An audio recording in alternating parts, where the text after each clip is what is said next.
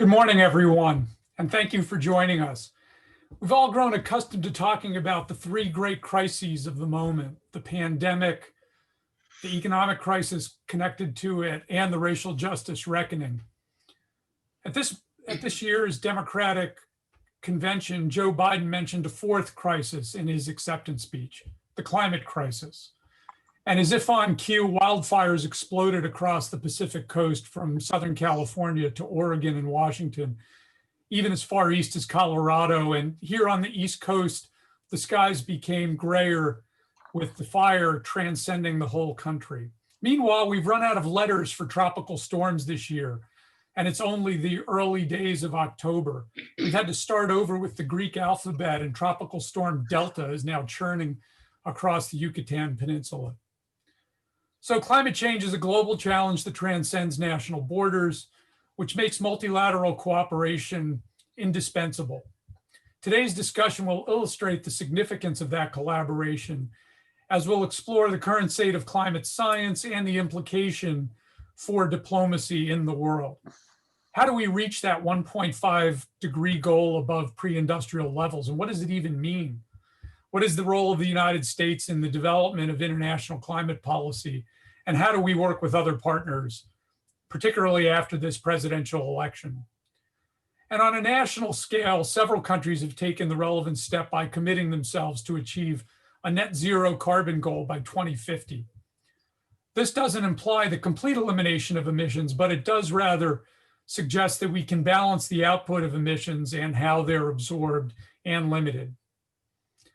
As Richard Gephardt once said, getting this all done is perhaps the most complex political transaction in the history of mankind. Just in the United States alone, our energy economy plus land use is roughly the equivalent of our healthcare economy, about a sixth of all of US GDP. And we all know how politically difficult healthcare has been. But if you take that and multiply it by 190 some odd other nations, you can see why Gephardt thought this was so hard. So we have both, we have a terrific panel today that includes a legit climate scientist. Many of us pretend to be a climate scientist, but we actually have one who is one of our own here at UVA, and two of the great climate diplomats and policy practitioners that the United States has been lucky to have. I'm going to introduce them quickly, and then we'll jump right into the conversation and invite questions from you, the audience. Deborah Lawrence is professor of environmental science here at UVA, where she teaches a hugely popular class called An Inconvenient Truce: Climate, You, and CO2, which draws hundreds of students each year and allows them to themselves quantify the impact of carbonization and climate on our planet. In her own research, Deborah concentrates on the topic of tropical deforestation and its connection to climate change. She has traveled to Indonesia, Costa Rica, Mexico, Cameroon to enrich her research. At UVA, Deborah works with her students to connect land use change with other fields, from hydrology and atmospheric science to economics, ethics, law, and public policy.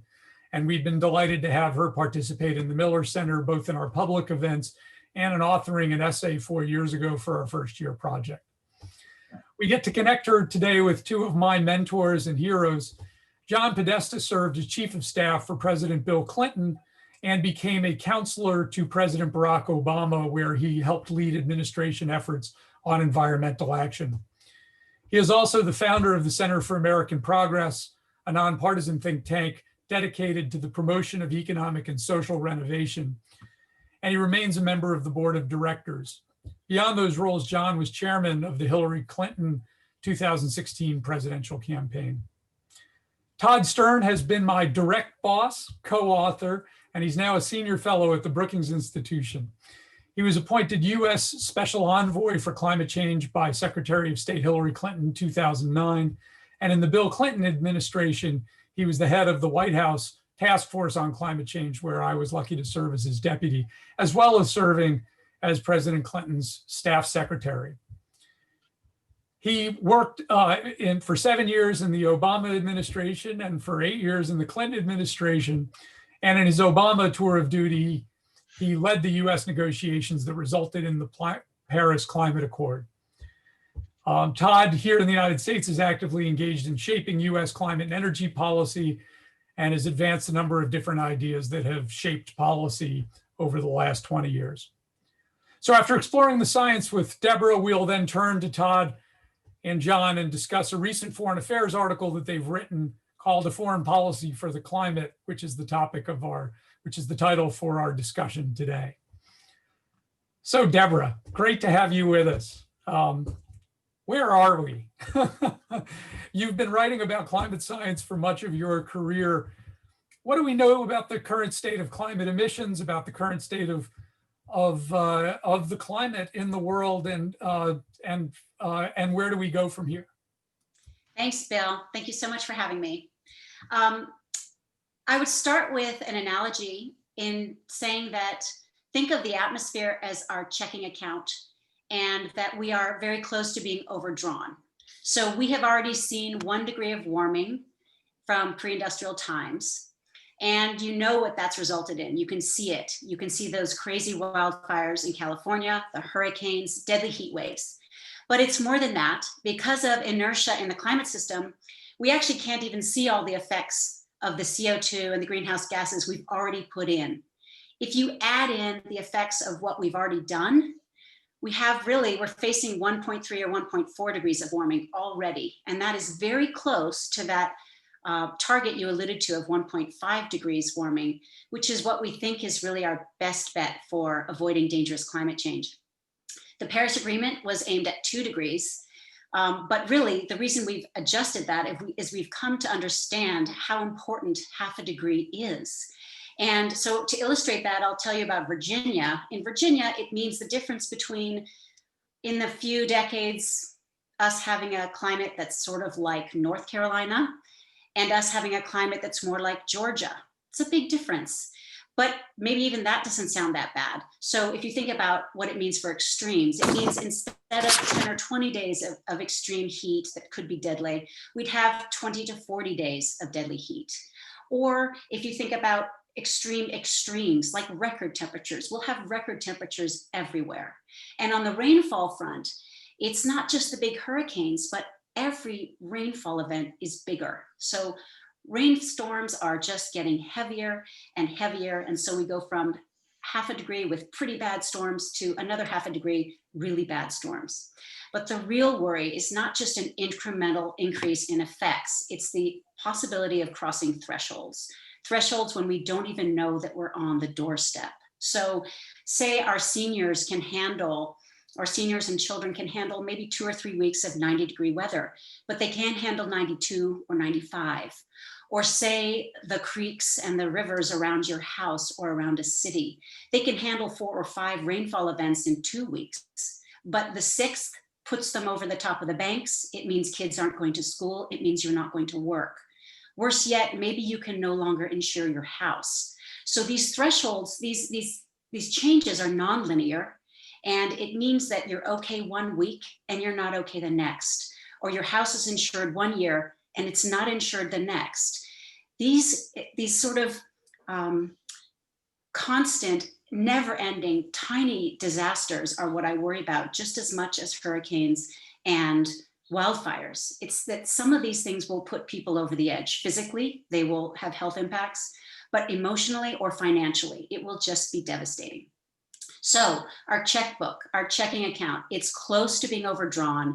If we pass 1.5, we are in overdraft territory. We are borrowing on our future, not just our children's future.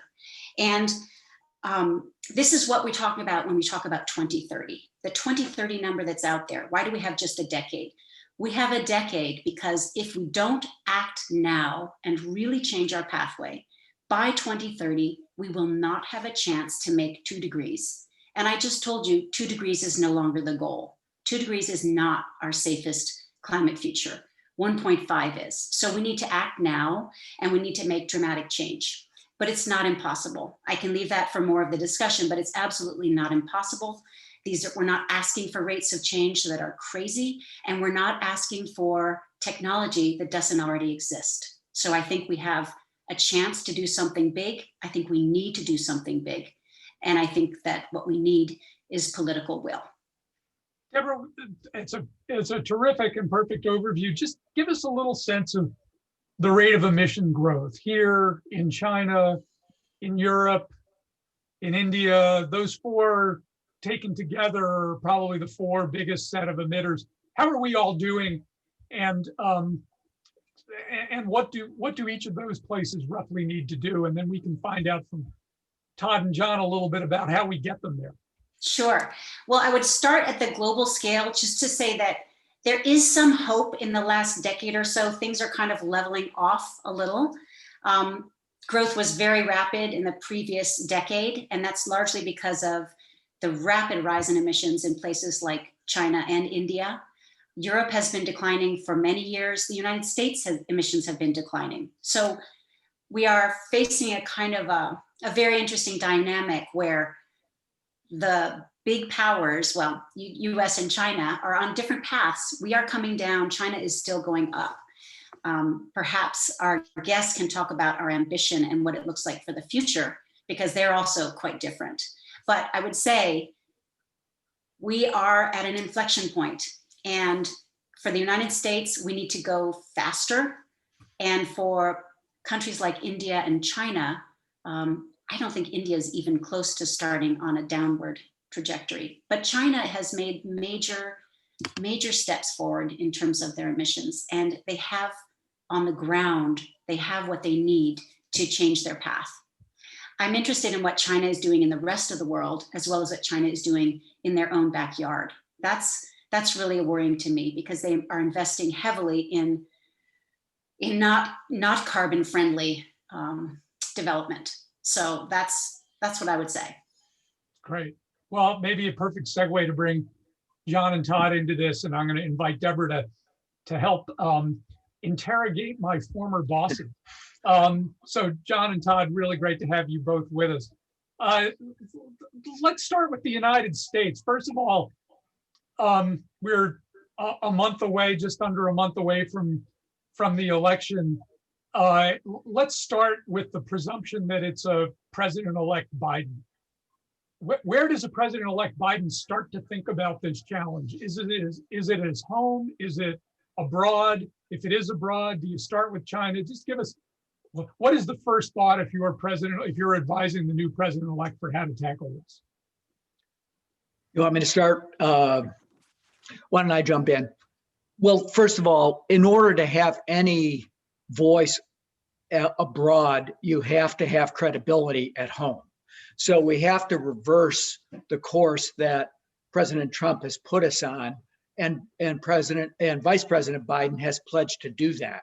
He's put out very ambitious plans to begin to decarbonize the U.S. economy. We can get into the specifics of that if you want, Bill. But again, our starting point for a climate-centered foreign policy begins at home. You have to show that you're prepared to talk the talk and walk the walk by decarbonizing the power sector.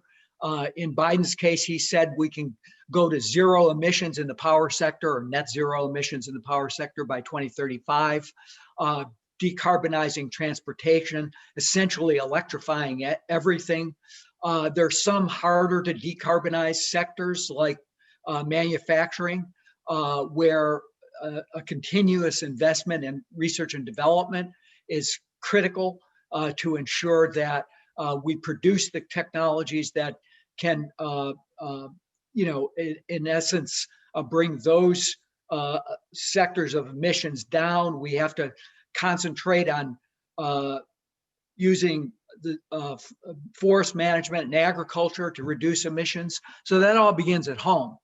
And I think President Obama really did demonstrate that once he committed, largely in the first term through the Recovery Act, major expansion of investments in clean energy, that he had the credibility to essentially use both bilateral diplomacy as well as multilateral diplomacy that Todd led through the course of the Conference of Parties to bring other people along.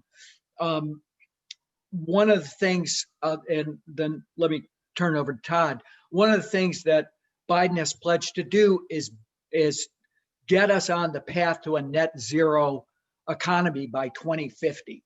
We're talking about these numbers, 1.5 net zero. Where does all that come from?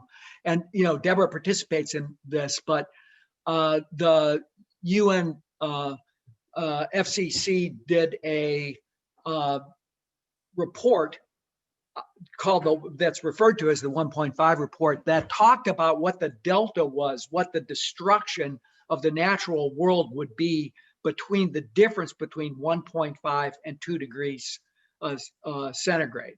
And the shocking delta of loss of coral reefs, loss of ocean resource, the extreme weather events, the displacement of people, I think refocus people's attention on how do we limit this global average temperature rise to 1.5 degrees Celsius. And to do that, in essence, the advanced economies of the world have to go net zero. That is, they have to be taking as much carbon out of the atmosphere as they're putting into the atmosphere by 2050, and then continue on that throughout the rest of the century.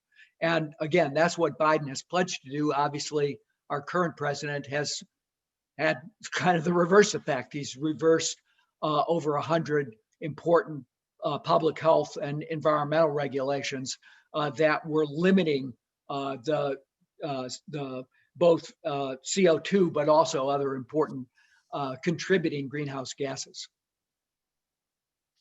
Do I pick up? Yeah, please. Yeah.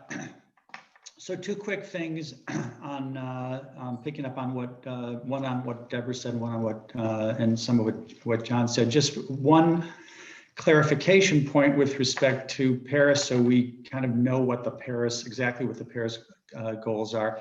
You're right, Deborah, that 2 degrees was the orientation, but in the end of the day, the actual goal that was adopted was well below 2, so something significantly less than that, with best efforts to 1.5. It is also true that most people weren't really thinking about 1.5 in as nearly as serious a way as it is now, for the reasons that and that has changed for the reasons that John just described with respect to the famous IPCC report. Many other reports and everything we see around us all the time. So that consensus now is really solidified, I think, around 1.5. I also completely agree with John, and I have the experience to prove it, that the domestic efforts at home, at what we do at home, is absolutely critical for credibility abroad. Our credibility grew and grew over time during the first term, even more in the second term when the president came out of the box and in the inaugural, in the State of the Union, and then in his climate action plan at Georgetown, and then having the good sense to hire John to run the whole thing. So that really made a measurable, visible difference for me when I was leading negotiations abroad. So what do we do internationally when after we have established that we're walking the walk at home? I think a number of things. First of all, we have to understand that our central diplomatic mission now is quite different. It's not getting an agreement done anymore. We did that. We have to keep nurturing the Paris regime for sure, but the central thing is to drive transformation of the global economy and transformation, therefore, of all the major players around the world, which starts with getting those major players to understand, to have a mindset change so that they're willing to think about the scope of what needs to be done. One of the things which has happened very recently, which is quite encouraging in that regard, is the statement that China's President Xi Jinping made at the UN, where he said that China would be committed to reaching essentially net zero. He called it carbon neutrality. It's the same thing. Before 2060. That's a big, big, big statement. And it also shows something that needs to happen all over, which is this has to migrate from the province simply of climate ministers and negotiators right up to the top, to the heads of state. I will say with respect to China that we have to be very mindful of what they are doing or not doing in the short term. So President Xi made that important statement with respect to the immediate, the decade that we're in now to 2030. He didn't say anything very much. So that's going to be important to look at. More broadly, the U.S. needs to rejoin Paris right away. I have no doubt that Biden would announce his plan to do that on day one, and it takes about 30 days to get that done.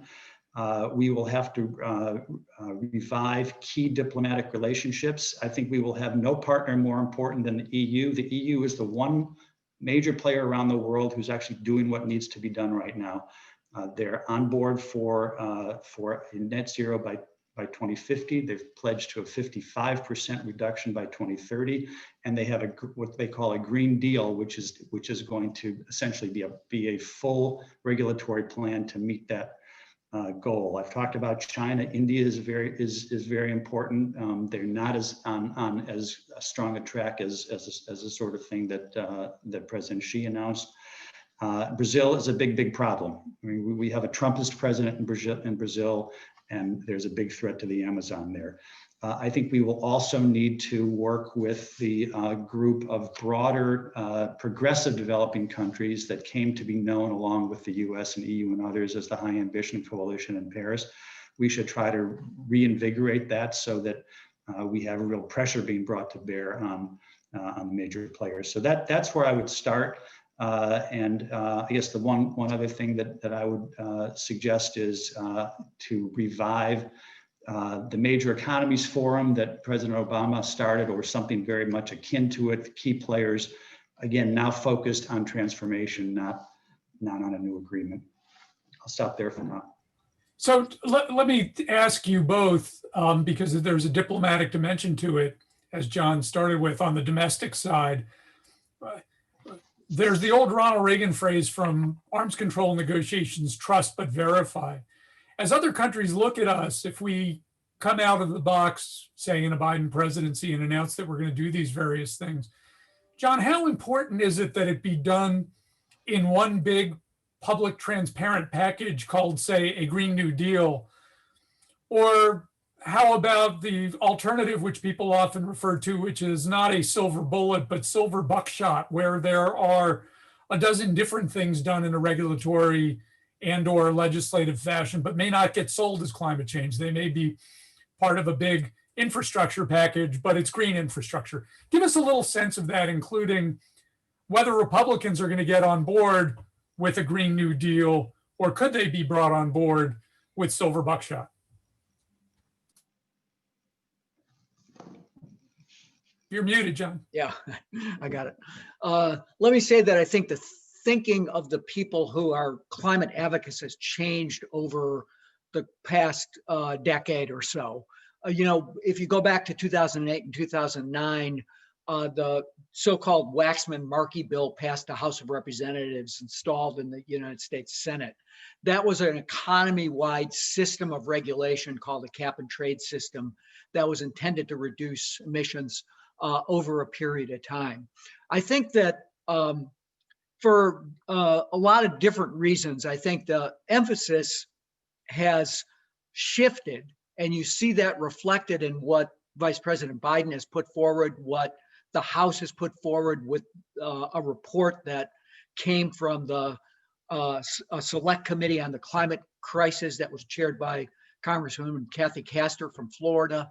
You see it in a kind of counterpart report that was issued in the Senate by Brian Schatz, who chaired their sort of special committee of that was the Democratic response. And what I think the shift has been is that we need a combination of massive investment in clean infrastructure, and that has to be done in a sectoral approach, plus standards that are guiding the development of the economy.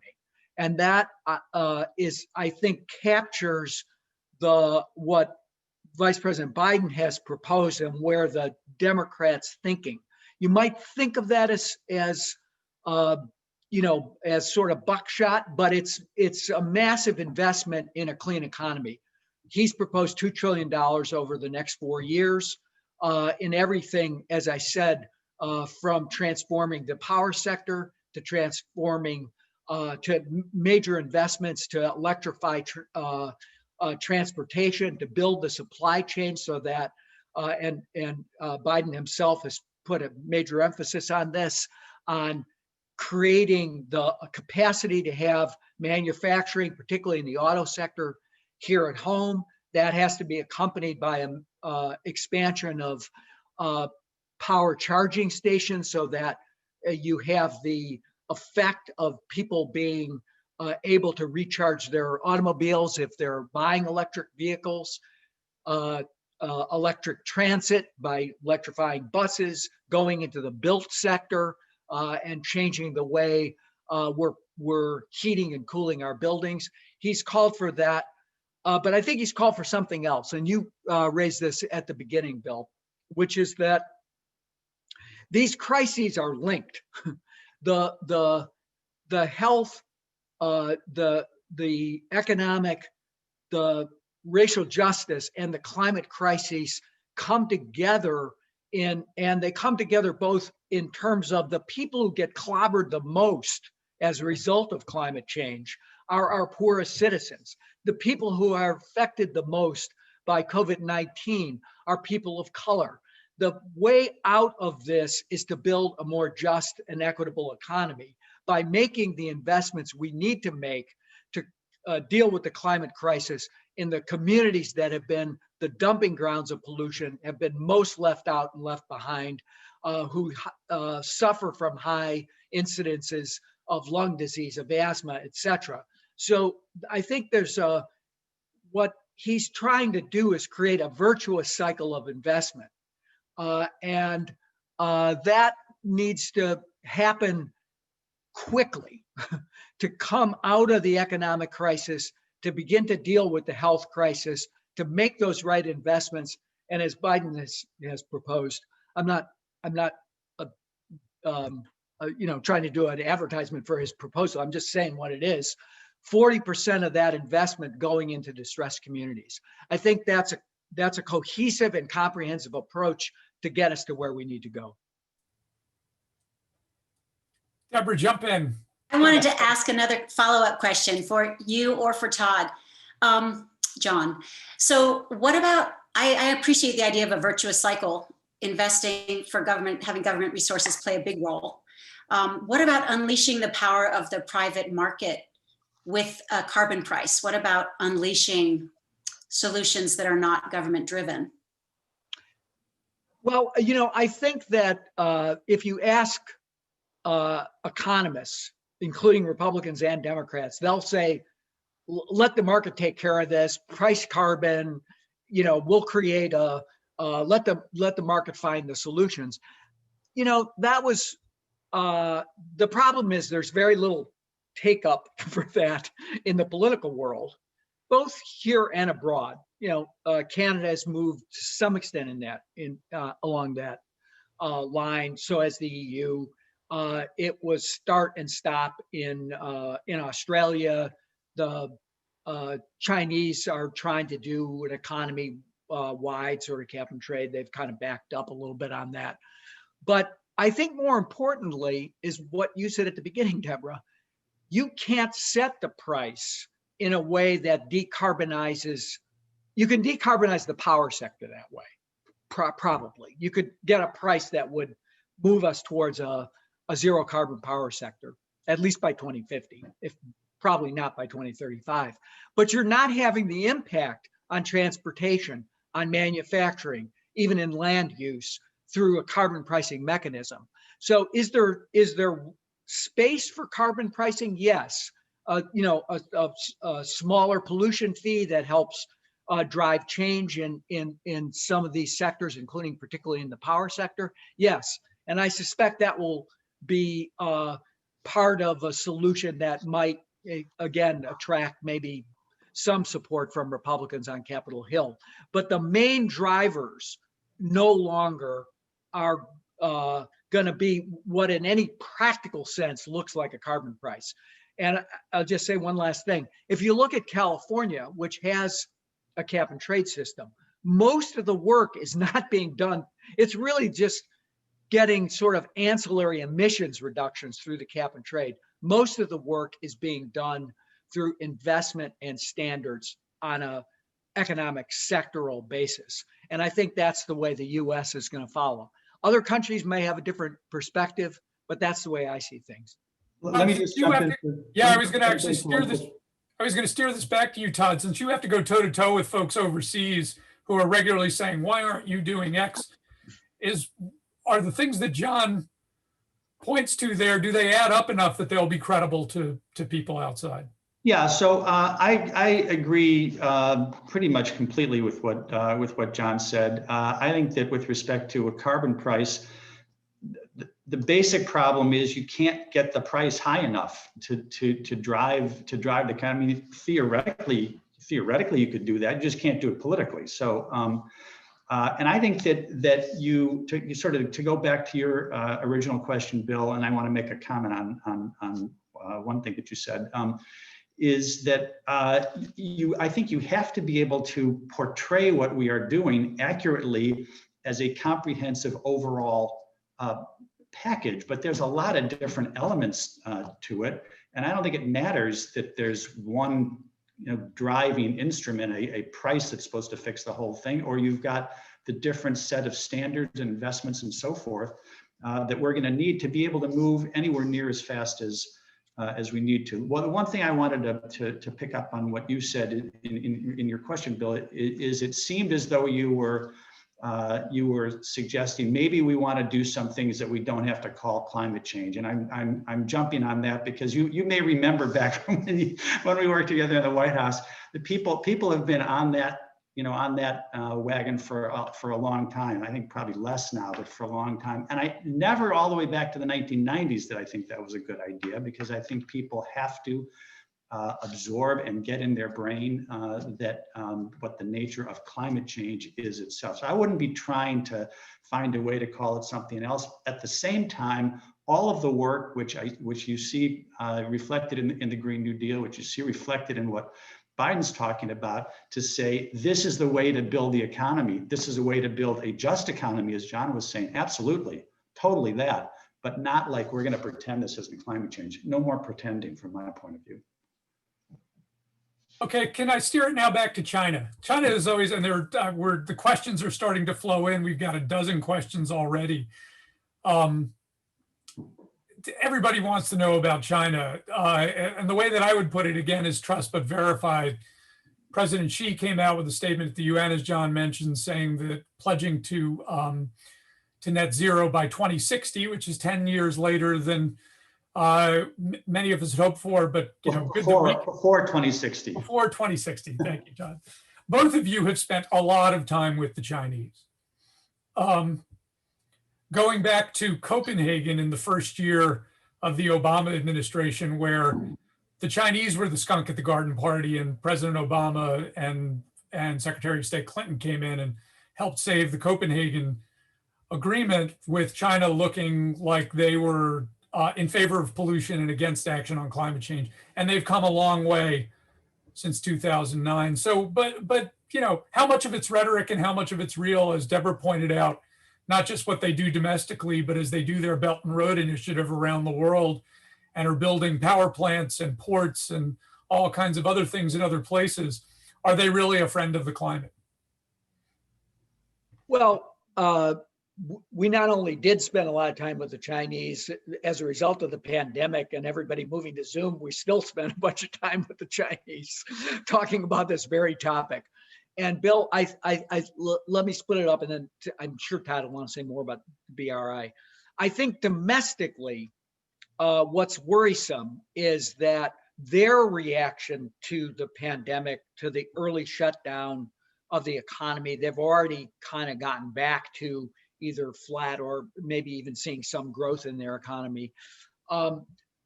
They've green-lighted a lot of bad stuff, essentially a lot more building out of coal-fired power. It's kind of always their reaction to when they run into a rough patch economically, they sort of let up on the brake pedal of the direction they're going, and they let the region sort of build more coal. And that is happening as we speak. There's, at least in our conversations with Chinese academic colleagues, they anticipate that the next 5 year, the 14th five-year plan, will kind of get back on track to what she pledged in the joint announcement he made with President Obama in 2014. That is, they will peak before 2030, but the emissions will look pretty flat through the whole decade. That's what Todd was referring to. Then with rapid deceleration of emissions coming beyond the 2030 timeline, I think it's incumbent upon a new administration to press down on the fact that that's just not really going to work, that they have to get their economy going faster on a downward trajectory, and domestically to be less reliant on coal.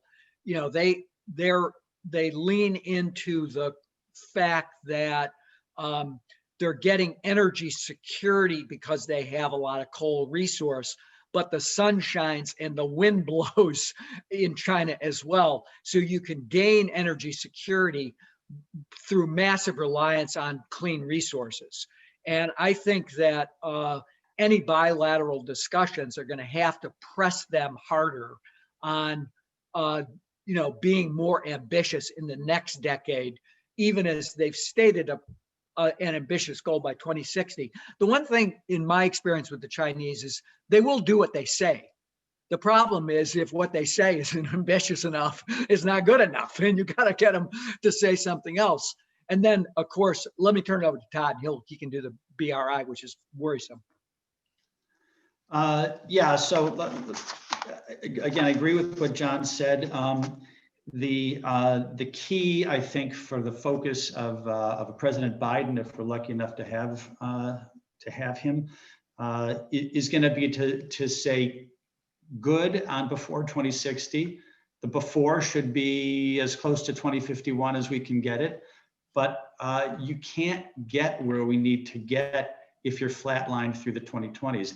John and I sweated blood over the issue of 2030 back in the famous joint announcement, and the Chinese ended up saying around 2030. We were trying to get rid of the damn around, but they said around 2030 with best efforts to do sooner than that. If what we've done for this decade is to move from around to before, which can be on New Year's Eve in 2029, again, that's not good enough. So that's where they need to be pushed. And I also, sort of a comment and then a question in a way for Deborah. They're focused on carbon neutrality. They haven't really focused on 1.5. I think that there is a way to theoretically get to carbon neutrality by staying flatline in the 2020s and then going dramatically down, while at the same time busting the carbon budget on 1.5. And Deborah can tell me if I'm wrong, but if you stay too high all the way through this decade, then that's going to be a problem. So absolutely, I think that we need to push bilaterally and with allies to press China on that front. BRI is again a big problem. To put some numbers on what John was saying domestically, they've got something like 100 gigawatts of coal plants in construction, in the works right now. Think about the entire US electricity system is a little over 1,000. So 100, that's a lot. That's a big amount. And they're doing the same thing in the BRI. There's another 100 getting built on the BRI. And so that's, again, it would lock the world, countries, Africa, South Asia, East Asia, all over, into kind of power that is completely inconsistent with any chance to meet a 1.5 goal. I want to just jump in and say that you're right, Todd. You cannot just maintain high levels and then suddenly drop off and think you don't have an effect on the carbon budget. Every single ton of CO2 that goes into the atmosphere stays for hundreds and hundreds of years. So if you start decreasing that number earlier, you're avoiding a ton of future warming. So absolutely it matters when they start going low. You cannot just go to the end and drop. You've added up so much more into the atmosphere. So right on. Bill, can I jump in and just maybe step back a little bit? The U.S.-China relationship is rapidly deteriorating.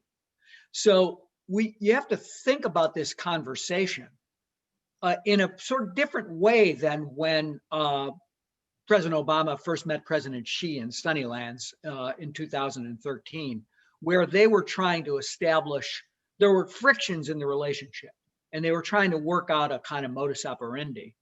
But climate was a place that was a place where they could find some level of cooperation to spur on this global commitment that resulted in the Paris commitment. We're in a very different place.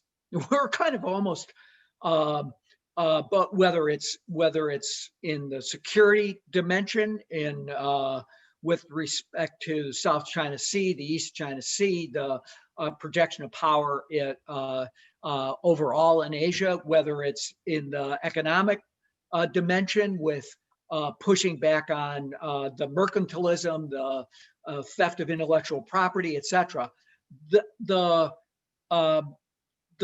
Trump administration has tried to essentially just manage the trade relationship through tariffs. But I think on a bipartisan basis, people are now looking at more confrontation with China to try to affect and shape China's behavior.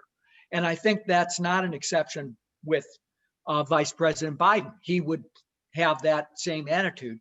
The question then is, well, if you're in this kind of grinding relationship across a whole series of dimensions, can you find a place where you can indeed work together? And I think that that's going to require a combination of competition for being kind of going further and faster, producing the technologies that are going to be more needed by the whole globe, trying to use the capacity of trying to kind of shape the future in the world and U.S. leadership in that context, and competing with China on that dimension while finding ways to try to keep open some level of cooperation about staying on a path in which both economies are investing, whether that's e-mobility, building efficiency, etc. Can we avoid this commercial friction in those spaces that are critical to make progress globally? It's going to be very, very tough, and I think quite different than where we were back in 2013 and 2014. But a quick follow-up to you both about that, since you have spent so much time and are still spending time with Chinese counterparts and negotiators, is there compartmentalization or is there linkage, right? These other things are happening out there. You're helping set up a precedent for a walk along the Sunnylands golf course with the Chinese president. In the president's minds, these things might connect, but the day-to-day moving the issues along usually happens from very, very senior compartmentalized experts. Do they reach across things? Can you get things done in that context? Does it help? Just give us a little set of what linkage feels like or doesn't feel like. Well, let me jump in on that. I think that it will be difficult, but I think that it is at least potentially doable. I mean, the number of different so-called track 2 dialogues with the Chinese, which I often refer to as track 2 in the United States and track 1.1 for the Chinese, because their people are always close to the government. But the number of different ones that have been going on this year, with institutions that they see as potentially at least linked to the democratic world and linked to the Biden world, says to me that they are looking to have a relationship on climate change should Biden come in. I think that it will be, and I think that they look back at the cooperation that we had during the Obama years, which was, by the way, always very difficult. I mean, we were always struggling with them, but it also came to be an area, as John pointed out in the, when in connection with Sunnylands and all the things that happened after that, where both sides could look and say, as much as we butt heads, we can get something done here in the end. I think that they're going to want that in some way more than ever because of the deterioration of the relationship. The thing that gets kind of dicey is that if you're fighting hard enough in the other areas, and yes, in the commercial areas, but also Hong Kong, what happens in Taiwan, and what happens in the South China Sea, and what happens, in a host of the conflictual areas that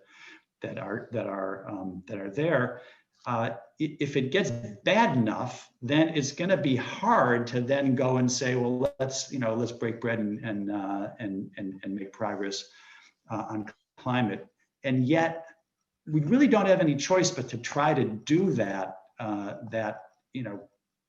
Compete in these areas, stand up strong in these areas, but understand that there are places where we need to collaborate, both for the thing itself and for the sake of our relationship, having some kind of grounding in things that are positive. And that is, I think, the natural area for that are global issues. It would, if we hadn't had a Trump in here right now, that could include something like COVID, but obviously very much includes climate. Bill, please. Add oppression of the Uyghurs to the pile, but I think that I want to come back to something that came up quite early, which is our coordination with the EU will be critical and probably a first step before we go back to try to reestablish that relationship with China, getting on the same page, including on some difficult issues like border adjustment. If both the EU, UK, US, Canada are moving forward with carbon regimes that require a border adjustment to ensure that there aren't free riders that can, undercut our markets by not accounting for the lack of regulation of carbon in the other regimes. Getting the US and the EU to be talking, to be heading in the same direction, to be consolidated in their approach to China, along with some other key players, key economies, is going to be very critical, I think. Let me talk about some of those other, or have you talk about some of those other key players. Someone in the Q&A asked about the petrostates. In the day-to-day wrestling that Todd did, both in the Obama administration and Clinton administration, Todd, I think maybe our first trip to Kyoto, we suddenly learned about the US lobbyists who work just as well with our oil and coal companies as they did with the Saudis. And we would often see them shuttling back and forth. That has changed some, but not entirely. Give us a sense, particularly because in your article, you talk about bringing in some states into the set of conversations, the major emitter conversations of these petrostates. How do they play in this? Has their world changed? Does the switch to natural gas mean for a number of years they actually have a constructive role if they're in the natural gas side as opposed to the petroleum side? Talk a little bit about how you see those countries. Well, there was a significant change with respect to the Saudis during the Obama years. They were led in the context of negotiations for a long time, and at least into, I'd say, the first 2 or 3 years of Obama, by a kind of exuberant obstructionist who played around with the U.S. Oil lobbyists and generally tried to block anything and everything that anybody tried to do, and really didn't make any bones about it. They changed that. And they replaced him and tried very hard for, I worked a ton with the Saudis to find a way to be adequately kind of on board on the page of, for example, getting the Paris Agreement done and getting it done in ways that were very different, really radically different from the way that the old paradigm had been, Kyoto and so forth. That never changes the underlying reality that they are enormously dependent on fossil fuels and don't want anything to happen that is going to disrupt that. They've had, I think, some focus for a long time on the need to transition out, but not so easy to transition out. So I think that those continue to be all the petrostates, as you say, will continue to be, I think, extremely challenging. I think they will need to be dealt with kind of one by one and with probably some real engagement, because what this great world that we're all aiming for of net zero by 2050 means for the oil states, that's highly consequential. But I don't think there's an easy answer right now, other than that we're going to need to be dealing closely with them and try to help them imagine a future that gradually moves away from that. There's one petrostate that that I think we also need to focus on, and that's Russia. Yeah, right. And there is like a school of thought that Russia is the winner from climate change. They're going to open up sea routes through the Arctic, et cetera, et cetera. I think what is absolutely clear is there are no winners from climate change. When you're facing a loss of 1 million species, 1/8 of the species on the planet, when we've already seen the decline of wildlife populations on the order of 60% in the last 50 years, and we're looking at disaster going forward. 47 million acres we talk about California, Oregon, Washington, 47 million acres are burning in Siberia. They coined a new term, zombie fire, for the peat that stays burning through the winter and then springs back in the spring. There are no winners, I think, in climate change, but I think at least while President Putin is leading Russia, they are certainly going to potentially spoilers in the big scheme of things, particularly in the international context. So I think that's going to require special concern, and really climate needs to fit into the overall bilateral relationship and strategy with the Russian Federation. This raises just one point on the last thing that John said, which is certainly right and underscores the imperative of climate change being center stage in U.S. foreign policy, which is what our whole article is about. This cannot be an issue where the sort of big boys and girls who are doing foreign policy at state and DOD and CIA and all the rest are mostly not thinking about this, and it's left for the people who are in kind of environmental world. That can't happen anymore, because these things will only move if we are head of state to head of state and other top officials, not just in the environmental world. Let me touch back to something that John was touching on with respect to Russia and the forests, and here in the United States, which is the forests globally, and particularly since we have an expert on forests, bring Deborah into this as well. David Sacerdote says, in the past, Biden has talked about transfer payments to Brazil in order to preserve the Amazon. Bolsonaro has rejected that. What options do we have to ensure that countries see that it's also in their interest to limit the damage, and maybe even expand that beyond? Africa obviously has enormous forest reserves that are facing all kinds of logging issues. Deborah knows Indonesia extremely well, as well as other parts of Asia. Talk a little bit about the state of global forests and how it connects to climate change, not just to climate change, but to the negotiation, because there are other international bodies that are focused on the preservation of forests and other international efforts on biodiversity that touch on some of the issues of climate, but often can be in conflict with climate. If you're reforesting things, that may not produce great biodiversity. So talk about that, all of that. Sure. I think that both Todd and John would recall that forests have a huge role to play they are part of our emissions portfolio, and they have declined over time as a fraction, but they have been stubbornly persistent as an amount. So deforestation has simply continued and continued and continued, and we haven't figured out how to slow it down. It is a smaller and smaller fraction of the pie because our emissions are going up from fossil fuels.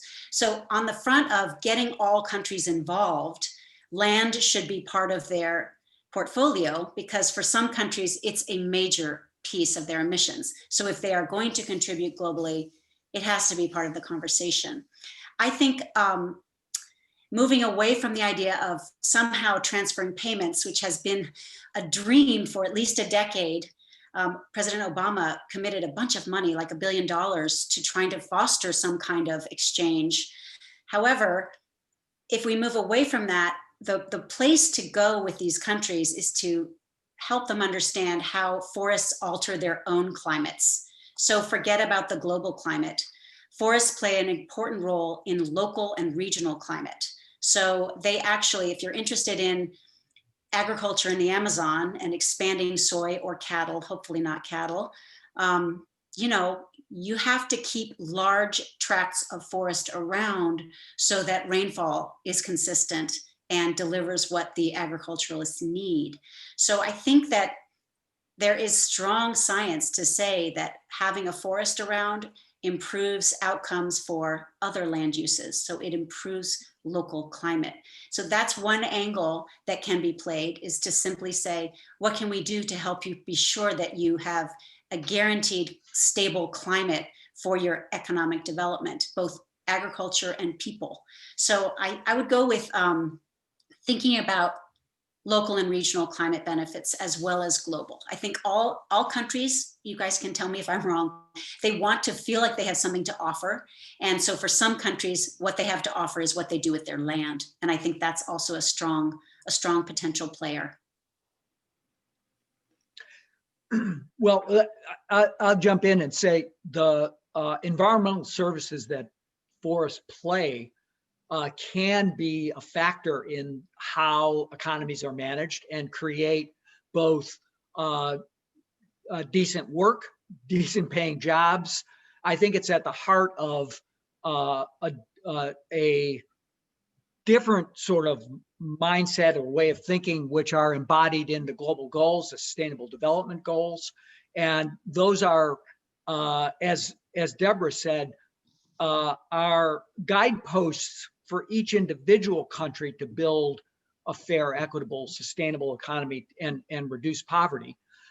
The other factor that we haven't really talked that much about is the capacity of whole systems of food, water, etc., to collapse in the face of climate change, which creates pressure on human populations to move both internally from the agricultural lands into cities. We saw that in Syria. It was one of the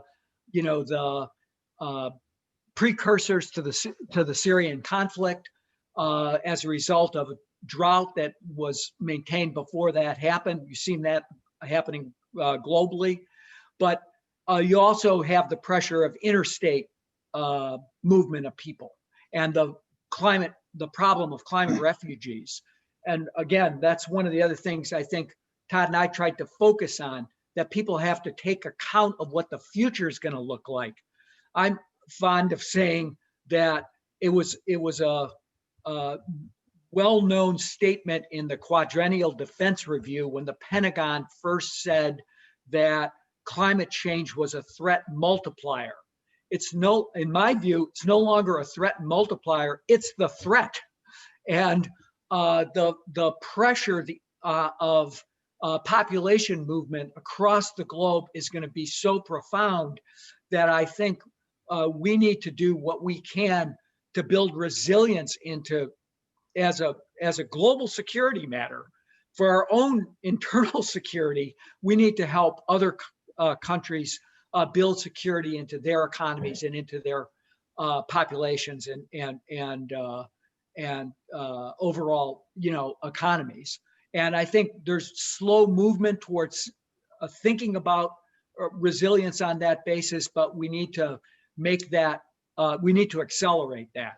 And I think it will be a topic, I'll shut up, in May when China hosts the Conference on Biodiversity, where there's a global push to preserve 30% of oceans and 30% of land in sustainable conservation environments. So we'll see that happen, and we'll see that play out again in an early part of the next term of the next president. Just one quick. Yeah, turning to you for final. We're at noon. We can go a few minutes over. Okay, well, I could go for 2 hours with you all. Yeah. So Todd, bring us home. Well, just I don't know if I'm bringing you home, but maybe I am. But a quick comment with respect to what Deborah said. I think you're right in terms of the importance of trying to make the argument about how protecting forests matter to countries locally. I also think that depending on who you're talking about, and let's just pretend we're talking about that big country in South America with the big rainforest, then I'm a big believer in leverage, and I think that again, to go back to something that I guess both John and I talked about earlier. The EU-US relationship is going to be enormously important, and the EU-US combined is a really big market. And if you add some other countries that are friendly to a still larger market, and make it possible for countries who are way out of the line of what is globally sustainable to understand that their actions are going to have consequences, I think that we certainly should be thinking along those lines as well, because let's come sit and reason together, I don't think is going to get that far with people like Bolsonaro. So I would certainly be looking at marshaling real market power, which I think will be effective. It will be important in many ways. In diplomacy, that's known as carrots and sticks. Yeah, exactly. I never like to drop the stick. Yeah, but you're still good at it. Speaking of good at it, thank you, all three of you. We really are blessed to have three such terrific people 1 month away from the election. For all of you out there following this, if you don't think that the coronavirus and the climate crisis are connected, just think about the last infectious disease that people were worried about, which was the Zika virus, which is a mosquito-borne disease. We in Charlottesville get plagued by mosquitoes, including in our backyard, that didn't exist when I was here as an undergrad in the 1980s. They've moved for all kinds of reasons, but one of the reasons they've moved is climate change, and the changing climate here and the changing climate in China and other places that brought us the tiger mosquito that plagues my backyard still. And one or two of them have been flying around in here while this has been going on. So I think we're really blessed to have these three great people focusing on a crisis that will connect to these other crises in the future. And I think our hopes for the planet are that we get to have these talented people helping solve this in the future. So thank you all, and thanks to everyone for joining. There were lots of questions in. I will share those with our guests, and you may get answers directly back from them.